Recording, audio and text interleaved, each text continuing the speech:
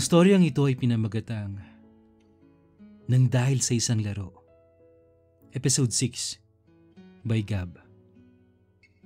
Simulan na natin ang kwento. Hiro, meron akong ipagtatapat sa'yo. Ano yun, Kuya Gab? Hindi ko alam, Hiro, pero parang napapamahal ka na sa akin. Alam kong malayo yung agwat ng edad natin. Pero mahal na kita. Parang kulang yung linggo ko kung hindi kita makasama. Hindi kita makikita. At hindi kita mayayakap. Sabi ko kay Hiro noon. Ako din, Kuya Gabi. Lagi kitang iniisip. Pati yung mga ginagawa natin.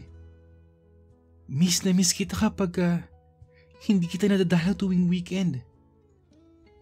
Tugon sa akin ni Hiro noon. Hiro, alam kong mali. Kaya ayokong may namamagitan sa atin. Ayoko may label tayo. Ayokong matali sa isang relasyon na bawal.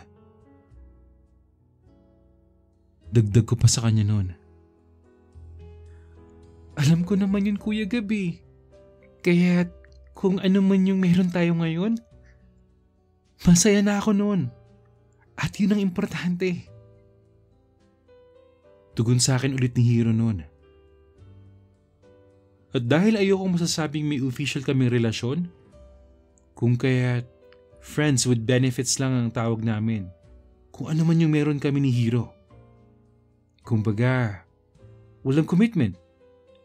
At iniisip ko na sex lang talaga ang nag-uugnay sa aming dalawa. Sinabi ko sa kanya na kapag ayaw na niya o kung makakakita siya ng babae na mamahalin, game over na yung laro naming kinagigiliwan. Tumango lang siya at wala akong sagot na rinig mula sa kanyang bibig. Lumipas ang ilang buwan ay nagtapat sa akin si Hiro. Kuya Gab, may sasabihin sana ako sa iyo eh. Meron na akong nililigawan na babae. Kaklase natin siya sa Japanese class. Half Japanese at half Bolivian. Hindi na ako nagtaka na niligawan niyo yun. Dahil lagi nagpapahiwatig si Samantha na pogi at mabait daw si Hiro. Oo, siya si Samantha. Isa sa mga magaling sa aming klase. Siya ang niligawan ni Hiro. At eventually, naging sila. Tanggap ko naman na isang araw, game over na yung laro namin ni Hiro. Kaya naman, hinanda ko yung sarili ko. Dahil alam kong masasaktan ako. At kailangan kong tanggapin ang katotohanan. Napansamantala lang kung ano man yung meron sa amin ni Hiro. Makalipas ang ilang linggo, ipinagtapat na sa akin ni Hiro na sila na ni Samantha. At sinagot na siya nito. Kuya Gab, sinagot na ako ni Samantha. Talaga? Congratulations, Hiro. Alam mo, masaya ako para sa'yo. Kasi mararanasan mo na yung normal na relasyon. Relasyon sa lalaki at babae. At yun yung tama. Yun yung nararapat. So ngayon, yung laro natin ay finally, game over na. Sabi ko kay Hiro noon.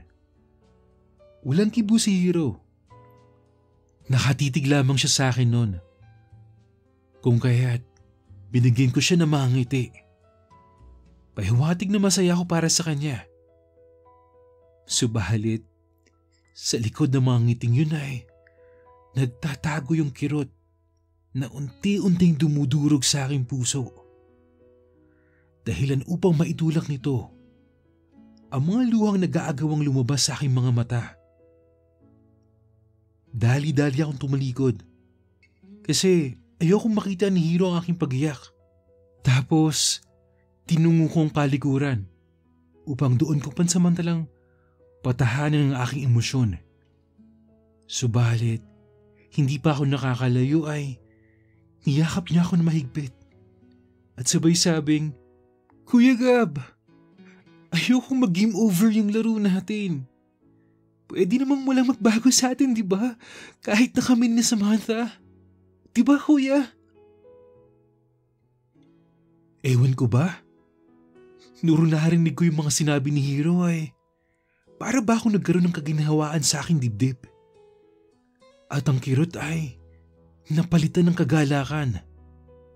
Hindi na ako nakapagsalita pa dahil mga halik ni Hiro ang sumalubong sa akin noong humarap ako sa kanya.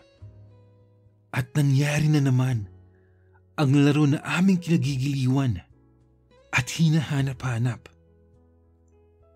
Sa tuwing magkakasama kaming tatlo ni Hiro at Samantha, hindi naman ako naiilang o nagsiselos. Dahil alam kong pagsapit ng weekend, sa akin naman si Hiro pumupunta upang pagsaluhan namin ng ligaya, dulot ng aming mapangahas na laro. Sumapit ang aming pagtatapos sa Japanese language class pagkatapos ng 4 na taon. At hudyat na yun ng mas challenging na bahagi ng aking profession. Napromote ako sa aming company dahilan upang ako'y maging isang team leader. At may sarili na akong project na hinahandle. At kailangan ko makipag-usap sa aming mga clients through meetings or telephone conversations. Noong una, talaga namang nahihirapan ako. Subalit sa kalaunan unti-unti ko na rin na-adapt at natutunan kung paano makipag-usap sa mga kliyente in a proper way. Kumuha kaming parehas ng exam sa Japanese Language Proficiency Test o yung tinatawag na JLPT. Matapos ang 6 na buwan na review, kasabay din namin nag-take ng exam si Samantha. At sinuwerte naman kami dahil lahat kaming tatlo ay pumasa. Masayang-masaya kaming lahat dahilan upang magkasunduan na magkaraoke kami sa darating na weekend. Masayang kantahan, inuman. Yun ang mga nangyari kasama ang buong grupo sa klase namin. Pati na rin yung aming guro. Pagkatapos ng party, hinitid lang ni Hiro si Samantha sa may sakay ng tren at sabay na kaming umuwi sa aming apartment. Doon siya nagpalipas ng gabi. Siyempre, pag medyo lasing ay iwal na naman sa kama. Kaya naman, narating na naman namin ang rurok ng ligaya. Dulot ng aming laro. Dahil sa achievement ko na yun ay nakakatanggap ako ng mga benepisyo galing sa aming kumpanya. Kagaya na lamang ng incentives at bonuses. Kaya naman mas lalo pa akong ginanahan at mas lalo ko pang ginalangan sa aking trabaho. Isang araw, kinuusap ako ng boss ko at sinabing may malaking project daw kami na umpisahan sa darating na Desyembre. At malaki yung posibilidad na hindi ako makakauwi ng Pilipinas sa darating na Kapaskuhan.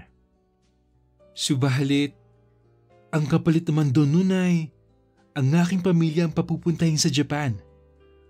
All expenses daw ay sagot ng company. Tuhang-tuwa ako noon.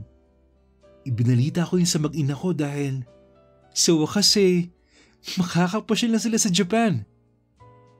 Ngunit, ayaw kasi ni Joanna ng winter.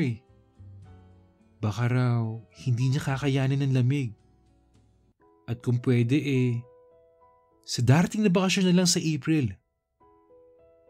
Pumayag naman yung boss ko noon. At kahit kailan daw, pwede mag-ina ko. Kaya wala daw problema sa kanya. Sumapit ang Pasko ng taong 2013. Yun ang unang Pasko na hindi ko nakasama ang aking mag-ina. Malungkot kasi hindi ako sanay na mag-isa na ipagdiwang yung Pasko.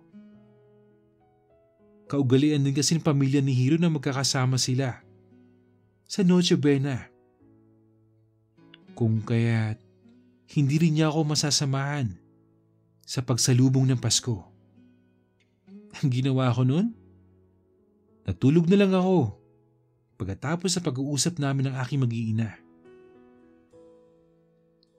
Kinabukasan, pinuntahan ako ni Hiro at pinagsaluhan namin ang handa ko. Konti lang yun, pero may dala naman siyang pagkain galing sa kanyang mga magulang. Meron din siyang dalang red wine at beer. Dahilan upang malasing kami sa araw ng Pasko. Alam niyo na kung anong kasunod ng tagpo. Ang sarap na dulot ng aming laro.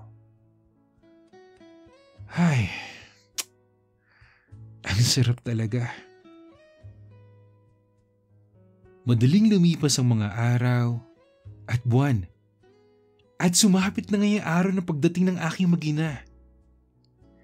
Binigyan sila ng 3 buwan na visit visa ng Japan Embassy. April 21 sila dumating.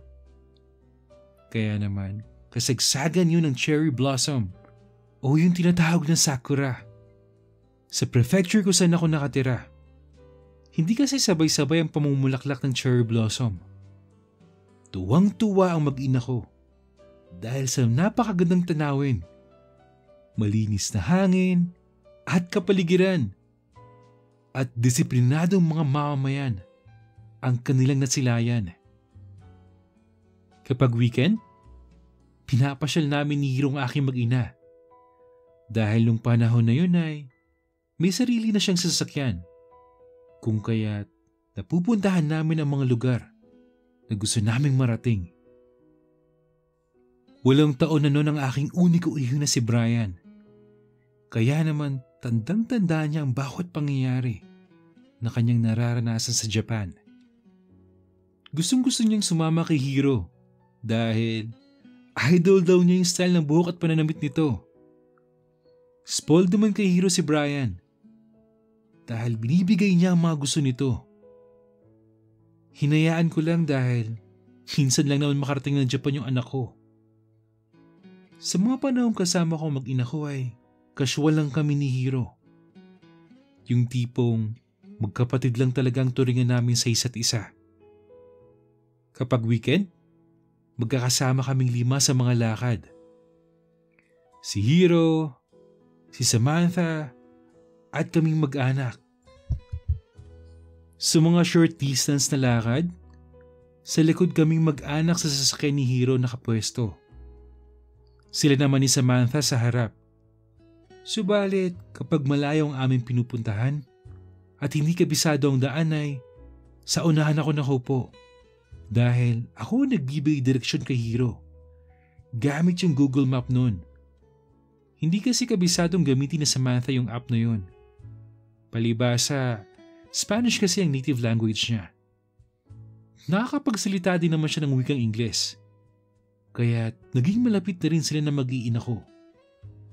Dahil kahit papano ay nakakapag-communicate sila sa isa't isa. Para lang kami magkakapamilya kapag nagsasama-sama kaming 5.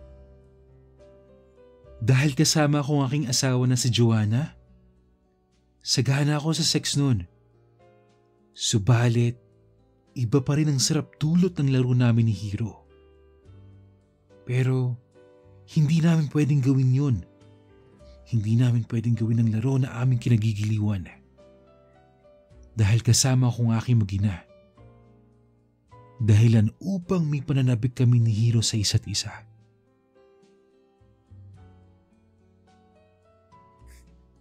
Okay guys, hanggang dito muna no. Siguro yung episode 7, tuloy natin bukas. Pasensya na guys kung medyo matagal akong mag-upload no. Medyo nabibusy kasi. Pero don't worry, as long as may time tayo, magnanarrate tayo. Let's go back to Gab's story no. I'm thinking about how it feels to be with two people you love like Gab's wife and Hiro. I can't imagine how difficult it is It seems really challenging to pretend on that kind of situation. Well, sino nga kayang mas matimbang sa puso ni Gab no? Si Joanna? O si Hiro? Abangan nyo pa yan sa mas kapanapanabik pa ng mga susunod na episodes ng story natin na Nang Dahil sa Isang Laro. At sa mga gusto pong mag-share ng personal experience nila, email nyo lang yan sa imrensantiago@gmail.com. At kung hindi ka pa nakapag-subscribe, mag-subscribe ka na. I-click ang like, mag-comment, i-hit ang notification bell para updated ka sa mga news stories natin. Yun lang at maraming salamat po sa pakikinig. Hanggang sa muli.